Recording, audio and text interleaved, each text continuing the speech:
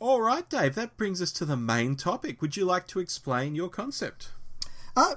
Basically, it's pretty straightforward. We're looking at when Doctor eras change, but companions don't. Or in a couple of cases, when companions do, and we'll talk about that briefly as well. But we're asking the question, do the companions work better or worse with different doctors? Do they change with different doctors? Should they have stayed? Should they have gone? It's going to vary for each one.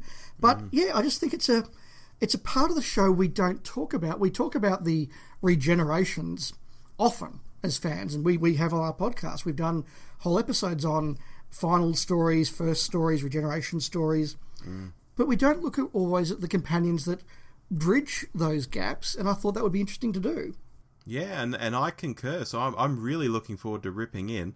Should we toss a coin to see who goes first on this first one? Okay, let's go. Okay. So, Dave, heads or tails? Heads, please. Okay, tossing the coin and bring it around here. It's heads. Okay, well, I guess I'm kicking us off then.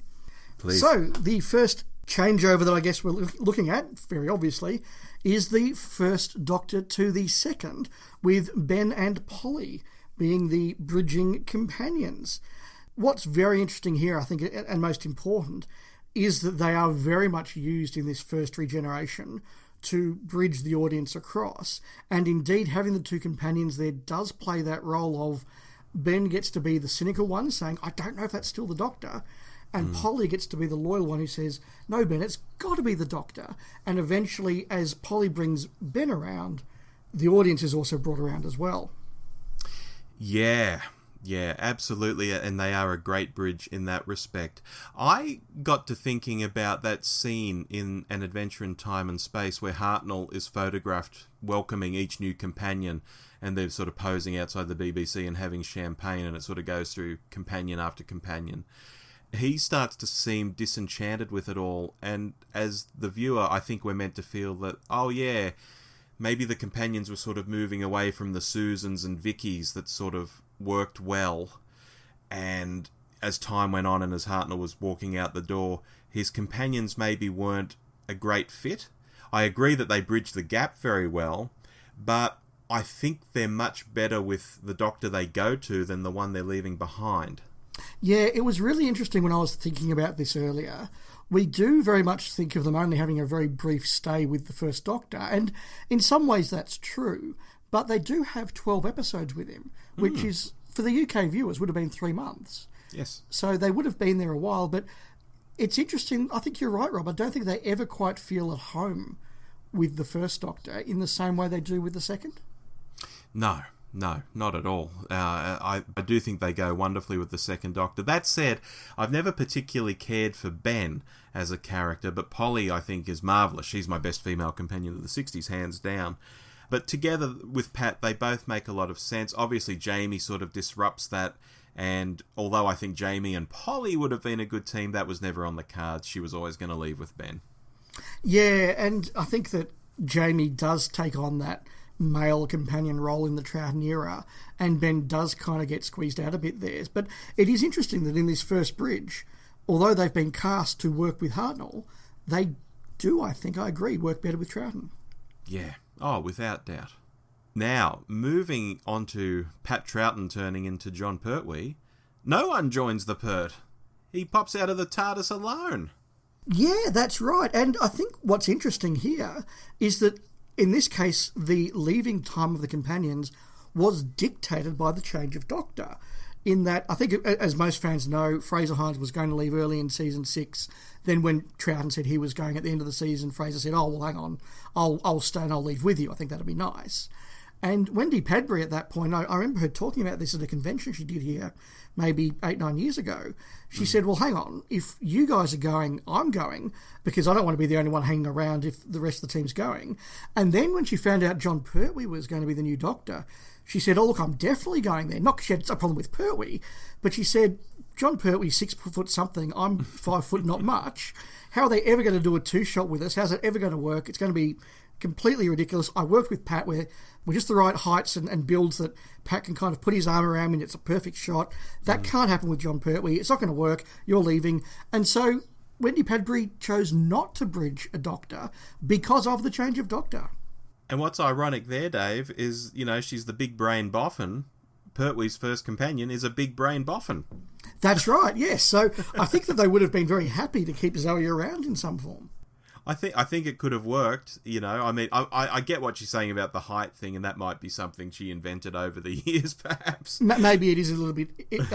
embellished. Yeah, absolutely. But it's an interesting thought. Yeah, but broadly, you know, Pertwee with a smart companion could absolutely work, at least for one season. Absolutely, but then he gets Jo Grant, and that dynamic of the Doctor and the girl is kind of laid in there. It's interesting to think about it just as an aside drop. The Doctor had a male companion uninterrupted for the first 6 years. Mm. Yeah. Now, moving on, we've got Sarah Jane Smith joining the Tom Baker Doctor. This is so similar to Ben and Polly to me, because I think Liz is much better with Tom. And maybe, I was thinking about this, maybe it's because we saw more of them together in general. Maybe it's a bit because Pertwee was more clapped out towards the end, whereas Tom was just hitting the ground with all cylinders blazing, and so it was a much more dynamic sort of pairing. I don't really know. I haven't formalised that view yet, but she's unquestionably better with Tom, I think. And it really makes her a Tom companion, even though she did some notable stuff with Pertwee in his final series. So this was one of the examples that I think really sparked the idea of the topic. And what I'm going to say is that, Rob, I do agree with you. I think that Sarah Jane and Tom are very, very good together.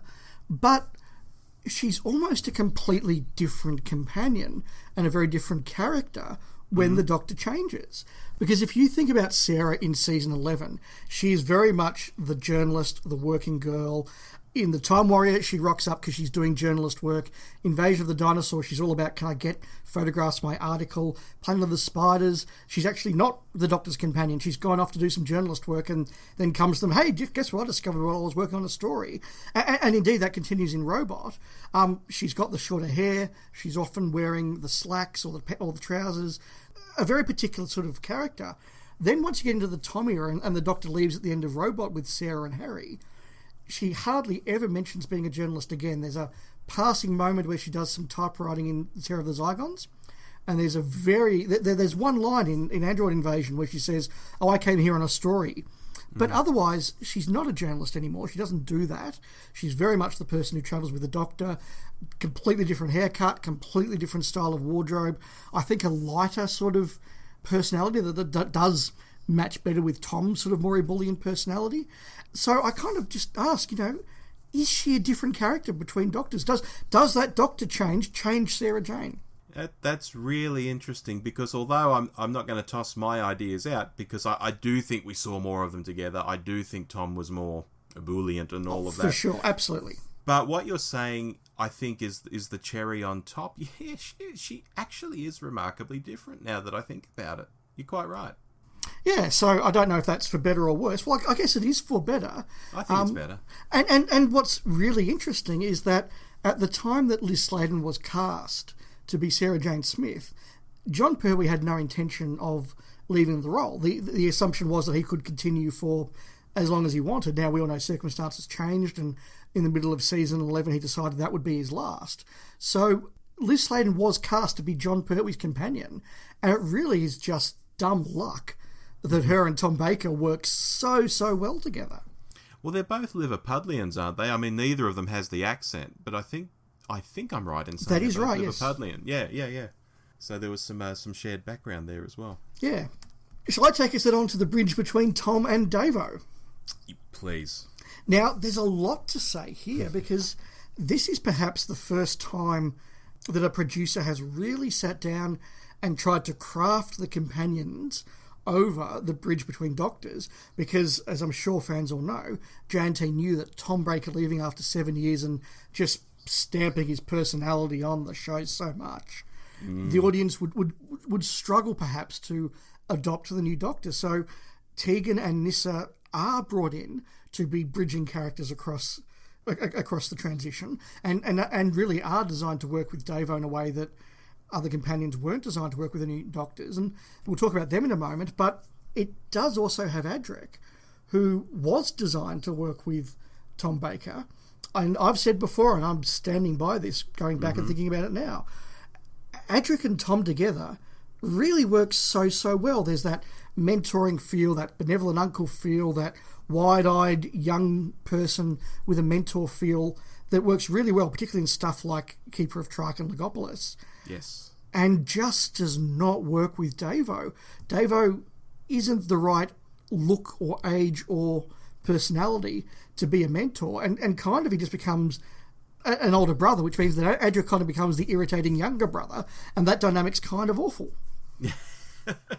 Look, you're quite right.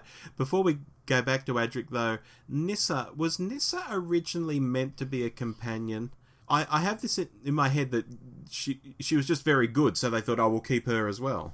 Yeah, I think J&T was on the lookout for someone to carry across, and yes, they decided at the last moment that Sarah Sutton would, yes. Because this, I mean, we talk about this on the show all the time. This is the big problem, taking these 3 companions across and having this sort of pseudo Hartnell-esque era in the 80s with Davo, trying to find things to do for his 3 companions. Yeah, and I kind of wonder if the show was doing this now, where there's a lot more flexibility to just bring in people for a little bit.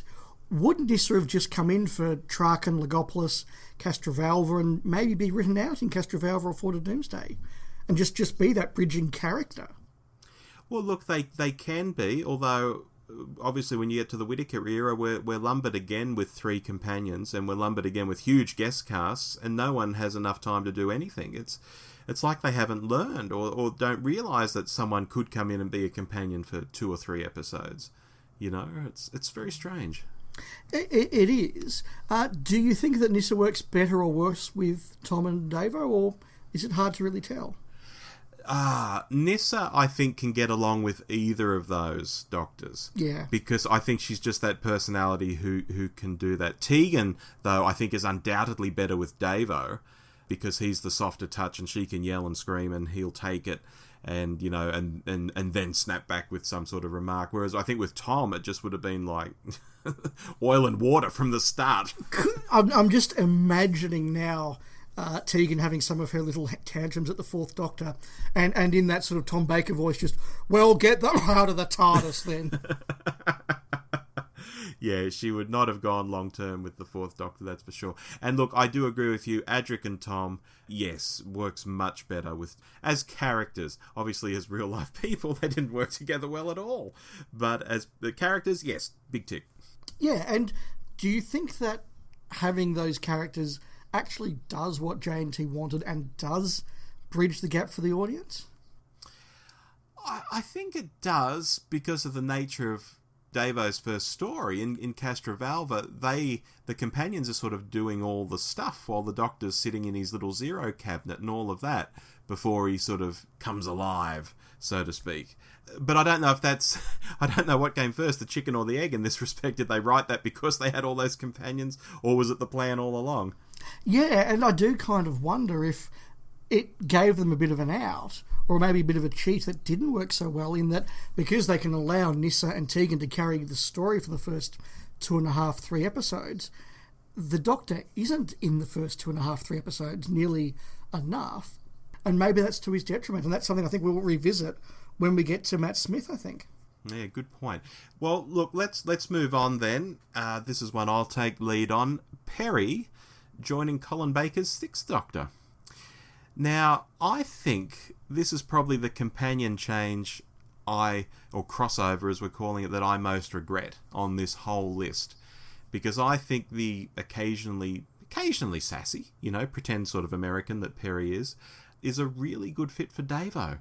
And I think they could have done really good stuff together. And yes, I know there are audios where they're together, but I'm talking back in the day, Peter and Nicola for a season. I think it could have been really good, Dave. And I think Peri joining the 6th Doctor, not even getting into the fact he throttles her and how just bloody awful that is and all of that, but their first season together is just... It's more along the lines of maybe what Tegan and Tom might have been like, perhaps. Even though I'm not saying that Peri is like Tegan by any means, but you know what I mean. That sort of just spikiness almost, and it's just uncomfortable, and you wonder why she's staying with the guy. It's very strange. It's interesting you say that, because I don't disagree with anything you've said there, but this was one of the most planned transitions that we had in the show, where J&T literally had up on his whiteboard, okay, across the course of this season, that story Tegan leaves, that story Turlough leaves and Peri comes in, that story the Doctor regenerates, and he knew he had to transition his whole TARDIS team across about 4 stories there. And so Nicola was cast to be Colin's companion. And it's just the opposite of dumb luck, I guess, that the rapport that she has with Davo, I think, is better. But that said, at least there's a strong personality ready and waiting for Colin to arrive. Yeah, I don't know. Look, the Fifth Doctor and Peri together, this might sound weird, but go with me. It's almost a romantic sort of thing. I know there was no hanky-panky in the TARDIS in the 80s. J&T was famous for saying that. And I don't think the Davo Doctor was played in a particularly boyfriend kind of way. But it still comes across so strongly like that. I think the two of them getting around would have given us almost a precursor to New Who in some ways, with the way those two would have acted with each other. I think Davo's relative youth and hers, they just would have looked... Well, they did look so good together, but they could have done so much more. No, I think you're quite right there. I mean, Davison is, for the first time, cast as a young, handsome, leading role type actor, and Nicola Bryant is a beautiful woman, probably. So I think that you're absolutely right. You can't help but feel that there's that romantic lead actor and actress setup that we're kind of trained as TV viewers to look out for and react well to, because half the shows on TV are attractive male and female actor and actress leads, and usually in some sort of romantic coupling, either as a romantic couple or will they, won't they, whatever the setup. We're trained to see that and like that. And you're right, I think that is a natural thing for us to see. Yeah, and I think stretched across a whole season, particularly with the number of episodes they were making in those days. Oh, Dave, what could have been? What could have been? Yeah, look, I think I don't know anyone in fandom that wouldn't love to have seen a series of Davo Peri. I think that's a, if most people asked what could you change about the series, somewhere on their top 5 would be a season of Davo and Peri. Yeah, I blame Pat Troughton. That's true. He's the one who told him only do a third year. I blame the people who wrote the scripts for season 20 and had Davo go, I'm not doing 4 years of this. Which, as we've said before, had the scripts for season 20 been like the scripts for season 21, he said he would have done a 4th year because he thought they were really kicking goals in his 3rd season. But alas. Yeah, it's really sad. As a big Davo fan, it's particularly sad for me. I'll keep us going then. You just described then, Rob, what you think is your most disappointing crossover. And I'm going to introduce us now to what I actually have as my most disappointing crossover. Ooh. And that is Mel joining the 7th Doctor. And I say that because this is one example where we've talked about dumb luck and the opposite of dumb luck and all the rest of it. This is incredibly bad black luck in that everybody assumed that Colin was doing a 3rd series. Colin did, J&T did, Bonnie Langford did. Everybody thought that's what was going to happen. Nobody knew that Colin was going to get sacked in the season break. And Bonnie Langford was clearly cast, written, designed to be what I think she is, which is the perfect foil for the 6th Doctor. She's got that real big, loud personality that is in some ways equal to Colin's, but also in that sort of lighter fairy-esque, sort of pixie-esque personality, the opposite of Colin's. And that dynamic works really well. Colin's this big sort of man of action, and Bonnie's the one who's getting him to eat carrot juice and exercise. And really there's a nice balance between them and a nice mutual respect between them that I think would have been wonderful to see more of. And then suddenly Colin's sacked, we get McCoy in, and I just don't think that dynamic ever quite works.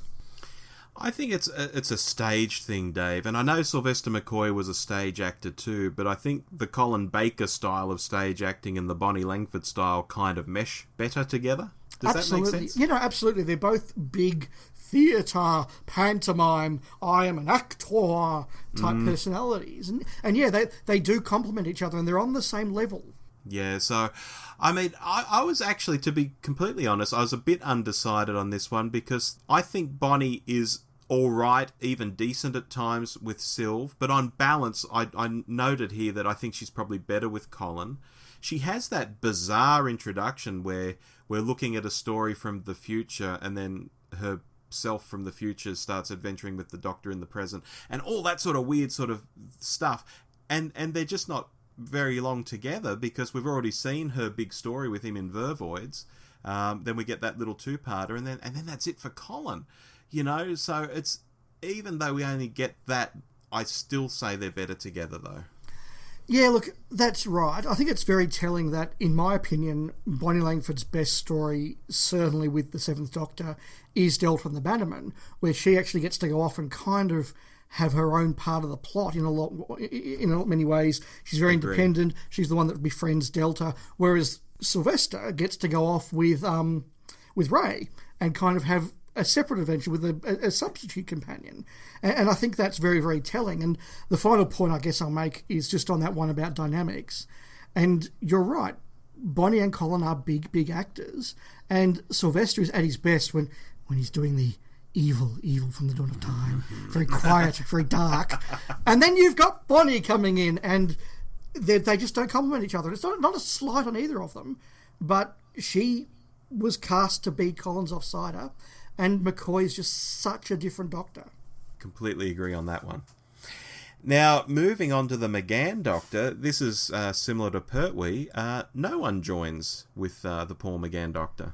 No, and I guess no one really could. It would have been very hard to have Ace coming back, or potentially to start him with a companion, then you've got to introduce all of them. What I will sort of mention, though, is I remember the scramble at the time of the various other bits of Doctor Who media to make sure that Ace was written out. She was written out finally and forever from the New Adventures, and indeed they wrote the other companions out as well. But even the Doctor Who magazine comic felt it very important to have the story that wrote Ace out of their comics. And in fact, for those who aren't aware, spoilers for 24 years ago, they actually kill Ace off. Yeah. I think it's okay to have spoilers. I gave spoilers for a 35-year-old All Creature special, Dave, so it's fine. That's good.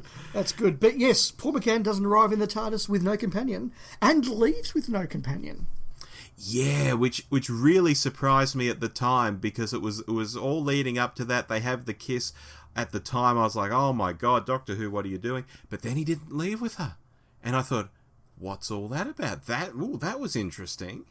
I remember sort of ending that episode at the time on a real, that was new, that was different. Yeah, because all the pre-publicity was all about how Grace was going to be the Doctor's companion, and Daphne Ashbrook had been cast as the Doctor Who girl and all of that sort of thing. And I wonder whether it was the production team leaving open the possibility that if the pilot went to series, if they wanted to recast with a new companion, they could. If they wanted the Doctor could just pop back to San Francisco and say, hey, Grace, let's have a second adventure, and this time you will come along. Or were they just planning that Daphne Ashbrook was just a one-off? Yeah, I don't know the answer to that, but it created a very interesting end to the episode. It did. And perhaps part of the reason why the McGann movie sometimes just doesn't quite feel like Doctor Who, the lack of a companion maybe doesn't help there. It really doesn't. And that kind of US look to the filming. You just know it's US television. It just doesn't look like UK TV. No, that is true. But we then move into the new series, and once again, the Doctor arrives with no companion. Rob, good idea or bad idea for Christopher Eccleston's first story? I think it was a fantastic idea, Dave. Just like it sort of looked at we assume it looked at the TV. Fans make this stuff up all the time, but let's go with it. We assume they looked at the TV movie and thought, you know what, layering on all this backstory for the first half an hour, not a good idea. Even though there wasn't a carryover companion, there was so much more crap being thrown on the screen. It was great that, Eccleston just walked on. Here he is, he's the Doctor. Grabs Rose's hand, run. We get that look in the mirror, look at my ears kind of thing. It's the perfect way to do it, and I think in a reboot after so long, it would have been... I don't see how they could have really started it with a companion. No, I think it is really important to the success of that episode and that series that we meet Rose first, we work out who Rose is. Rose is just an ordinary person like us. And then she meets the Doctor and she learns who the Doctor is and she gets involved with the Doctor, and it's not difficult television. It's pretty straightforward stuff. It's kind of what Ian and Barbara did all the way back in 1963. As they get into the Doctor and learn about him, so does the audience. Yeah, completely agree there. Which takes us on to the Tenant Doctor, and Rose is still around. Rose, well, it's only been one season, I guess. Of course she's still around. Rose joins Dave. Yes, so we have our first Doctor leave, but a companion bridging across it, and I don't like it. Ooh, we're going to clash on this one. I don't think that Rose works remotely well with David Tennant's Doctor. I think that with Eccleston and Rose there was a dynamic that did lean more towards the mentor and Telemachus type relationship, and that I think that is very, very strong. I think Doctor Who does that well. With Tennant and Rose, there isn't that, and it does verge on much more of a two mates just mating around on television. And I do think that Billy Piper plays big off Tennant, which encourages him to play big, and that doesn't work for me. You said you were going to disagree with me, Rob. I'm waiting. Oh, big time, Dave, big time. Our listeners have been waiting for this moment. We've been agreeing on too much. It's time to disagree. This is an unpopular opinion. I know what I'm about to say is unpopular amongst fandom, because I think most people would probably go along with you. I like Rose and the Tenant Doctor. I think them getting more, we're the best, and as you call it, two mates palling around. I think that is so realistic. I've been in that relationship before, and it never lasts, and it becomes tragic, and it's avoidable, but it's a very human thing to be in. You get swept up in something, and you think each other is amazing, and you don't see it until later, because you aren't consciously walking around thinking, hey, let's go into this room and be the smartest and the prettiest and the funniest and give everyone else the shits, because we just laugh at each other's jokes all the time and, just have this little impenetrable shield that no one else can be inside. Later on you see it and you think, yeah, that wasn't so good. But I find it super realistic and super relatable that two people could behave like that. And obviously it's something that happens over time with Rose and the 10th Doctor. It doesn't happen in their very first episode.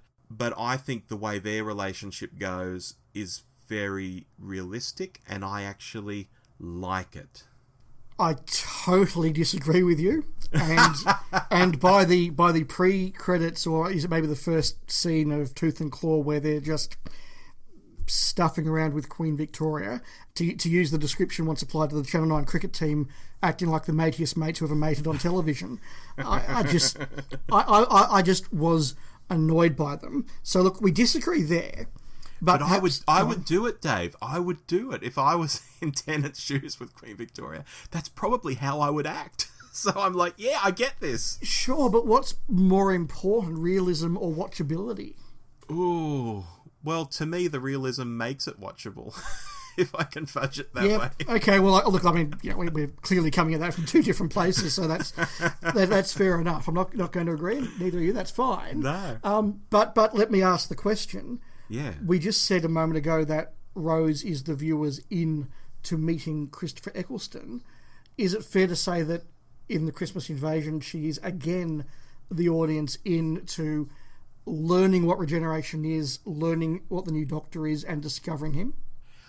Very much so. I'm glad you brought it up, because we sort of went off on a tangent there. Yes, of course, because similar to Castrovalva, the Doctor's sort of out of action for a lot of the episode, and the companion is carrying it. There's not three of them this time. Well, I guess if you call Jackie a companion and maybe Mickey, maybe there are three of them, now that I think of it. Yeah, there is that Who family of regulars, or semi-regulars, whatever you want to call them, that do kind of have the conversation about what's happened. How can he be the same person? Is he still the same person? Do I still like this guy?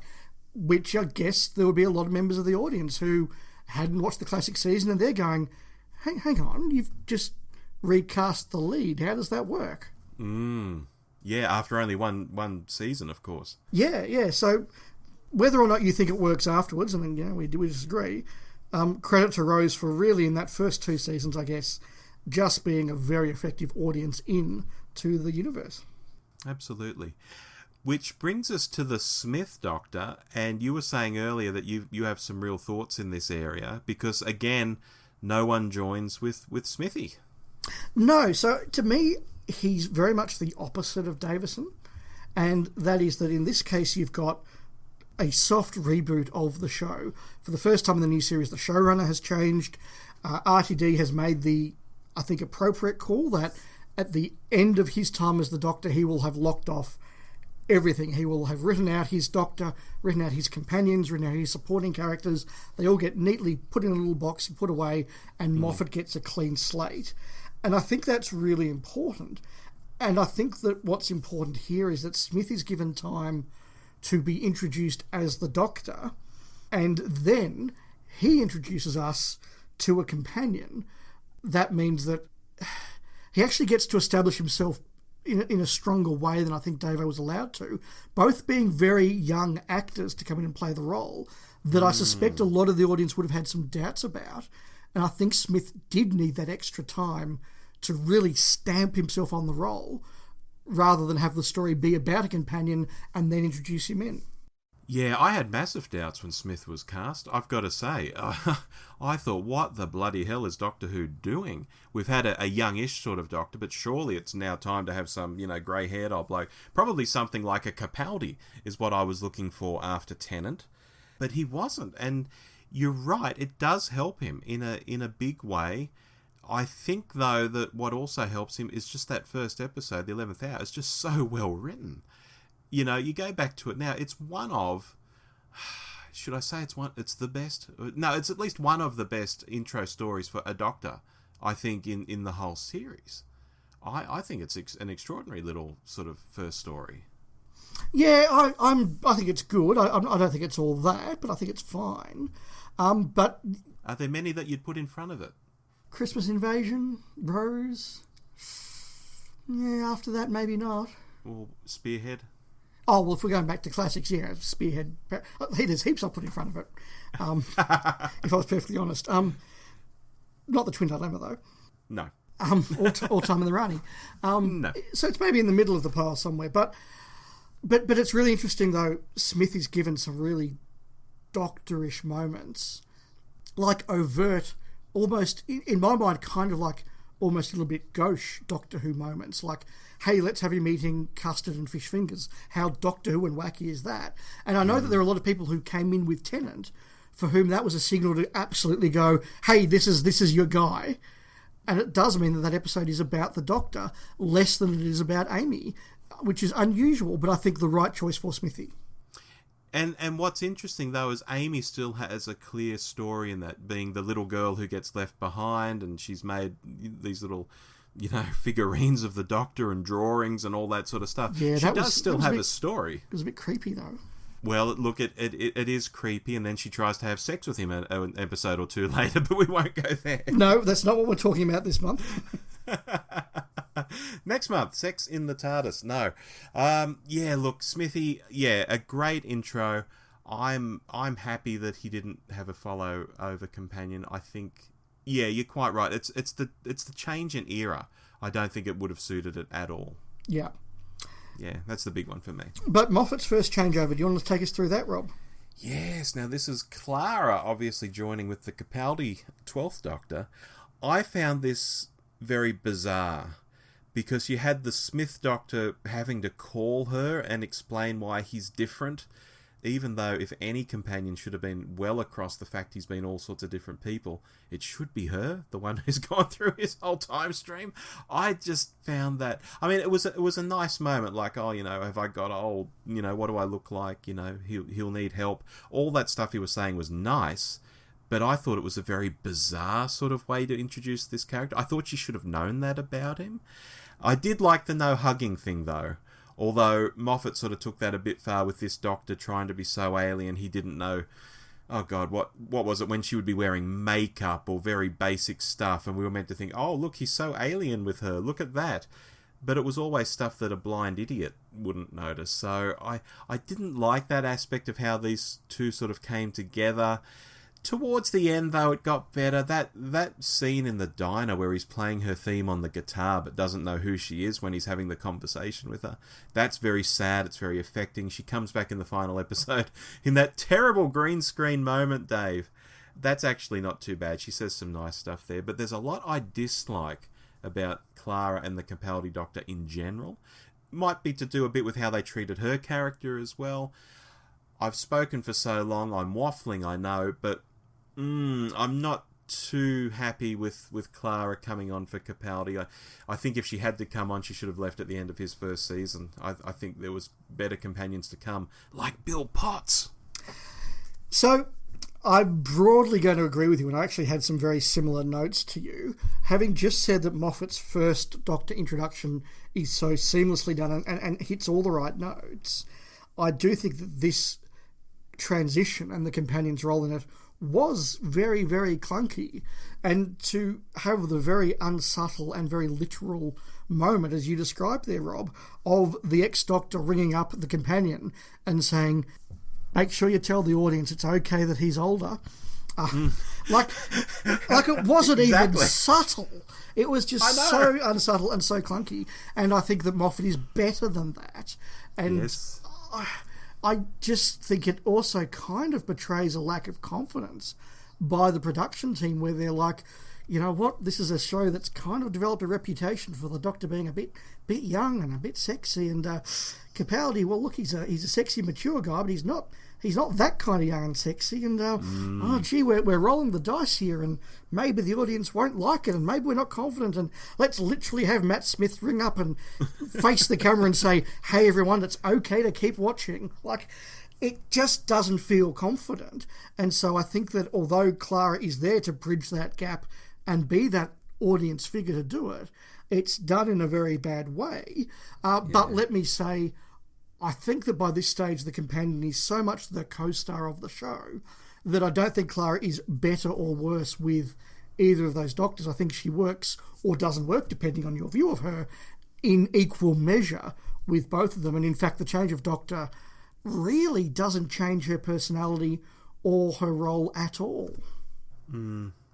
Yeah, I mean, she does change professions and things like that, but broadly I get what you mean. And I'll just say, just to go back to the scene with the telephone, it is clunky, it is horrible, but conceptually I thought it was actually very clever. You know, it was the first time like a past Doctor had sort of popped up in a new Doctor story, you know, and sort of was narrating parts of the story. I thought, that's actually very clever. But what he's saying, no, this is terrible. You know, I wish it had been used better. You know, like they'd had a conversation or something. Yeah, I think even if it was better scripted, I think it still would have betrayed a lack of confidence, in that it really just sort of feels like we're so not confident with our new cast, and we've got to have the old one here to ease that along. I don't know. Yeah, maybe you're right. I mean, it's hypothetical. We don't know. It's certainly born of that. I don't disagree there. It is born of that maybe lack of confidence, but just as a concept that we haven't seen before, I thought it was very interesting. I mean, you watch Castrovalva, and although you see Tom in the flashback, you then don't have Tom sort of pop up on a TARDIS view screen or something with a message for the new Doctor or anything like that. You know, it just never happens in Doctor Who. So I did like it for that, I can say. Okay, fair enough. Which brings us to the final changeover between Doctors, and once again, it is a companion-less one. That's right, a new production team and a Doctor joining without a companion. I think once again they make the right decision, given that it's a new production team, it's a new Doctor, it is, as we know, the first female Doctor. I think they do the right thing to have her come out first, but it is interesting that they very quickly build the family up around her, and the more I think about it, the more I look at that first episode and go, they're all almost equal parts in that. It's 25% of the episode each. Gee, now I'm not sure if it works or it doesn't. Rob, help me out here, because I'm doubting my own opinion. It doesn't work, Dave, because the Doctor isn't given a big sort of chunk of the action when we've just looked at earlier Doctors. The ones that get the big chunk of the action seem to come out better in their opening stories. You know, Davo doesn't get it, and is a bit soft in Castrovalva, I can say that about him, whereas Smithy gets the lion's share of his story, and it's a great story. But it is split between all these companions, and they've given us 3 companions. I think just Graham and Ryan would have made suitable companions for Jodie, but then people say, oh, you're cutting out Yaz and you're cutting out a woman off the screen, and that's not what I'm trying to do by any means. I just think she would work better with 2 companions, and the logical 2 are the 2 that have that relationship, and particularly through Graham's wife dying. I think just sort of starts to solidify them, and I think they're the more interesting dynamic, particularly as Ryan and Yaz have never, sort of had any sort of relationship, even though I've thought they might have at times. Yeah, look, I think if it was just 2 companions and Jodie given a bit more in that opening story, I think it could have helped quite a bit. I think Yaz is always the spare wheel, isn't she? Even if they'd stuck with the 3 companions, and look, we've discussed that many times, and we both agree, if we'd pushed back the introduction of the 3 companions, or at least maybe a couple of them, to later in the episode, or possibly even episode 2, would that have allowed Jodie's Doctor a stronger launch? Yeah, oh look, without doubt. Yeah. Without doubt, Ryan and Yaz might have came together in that episode because they knew each other, and then in the second episode they have an adventure and run into a bus and meet Graham, and then Graham joins the team, or whatever. Or to look at it the other way, if you're going to have the Christmas special that was Twice Upon a Time, if you're going to have that, could you have introduced the companion in there and then had them bridge over to Jodie's Doctor, meaning that we're not learning about any new companion in her first episode, it is just all about her? Yeah, I think you could have done something clever there. Maybe one of them comes across the Doctor just before he regenerates, and so they're there at the very end, and then bridge through. Maybe Yaz, as a policewoman, finds him on the street. Who knows? I'm kind of thinking about what we said about the Christmas invasion, where for the first time there's been a regeneration in the new series, and Rose is asking all the questions that the audience asks. If there'd been a companion who'd met the Doctor an episode earlier and could now ask those questions about how have you changed? You've gone from a man to a woman. How does that work? Is that like all those sort of things that maybe needed to ease the audience in, and then, as I say, given Jodie her own introductory episode, maybe that would have been better. Yeah, I think you might be right, and we seem to second guess a lot about the Chibnall era, don't we? But I think it could have been better. Yes. Well, let's not dive down that rabbit hole. Yeah, let's not. but look, we have got to the end of our list of Doctors. Any summary or things that stand out for you, Rob? Look, I think I touched on it a moment earlier. I think when the Doctors get very strong opening stories, they can have the companions there to paper over the gaps. I think companions there to help paper over the gaps are a good thing, but I think it can't be at the expense of what the Doctor does. Yeah, I think that is correct. I think that they can be a very important tool to introducing us to a new Doctor, particularly when there has been some level of dynamic change in the show. But what really has stuck out for me in this discussion is just how important that dynamic between a companion and a Doctor is, and how hard it is to make it work for a different Doctor. And sometimes it works by luck, sometimes it really doesn't work, and sometimes, like Sarah Jane Smith, you almost have to redesign the companion to make it work really, really well. Yep, agree on all of that. Sometimes this stuff works and sometimes it just doesn't, Dave. That is true. Sometimes, as I said, it's just more about dumb luck than any planning or any intentions could have had. Yeah, completely agree. So that's our chat, but before we tell you what we're doing next month, we have some messages.